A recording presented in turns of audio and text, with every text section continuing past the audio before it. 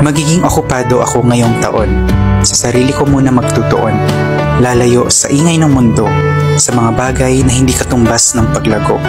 Susubukan kong bawiin ang mga pagkakataong nasayang. Susubukan ko muling makipagsapalaran.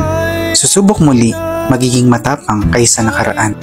Hindi ko nahahayaang maubos ang sarili sa ibang tao.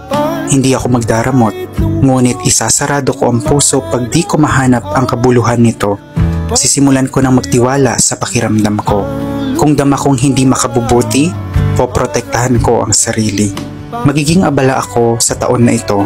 Pagtutuunan ko ang mga oportunidad na magiging lakas ko sa hinaharap. Haharapin ko ang mga posibilidad at kung takasan man ako nito, tatagpuin ko ang magiging aral sa dulo. Ngayong taon, uunahin ko ang sarili ko. Aasahan ko ang pag-usad at pagbabago.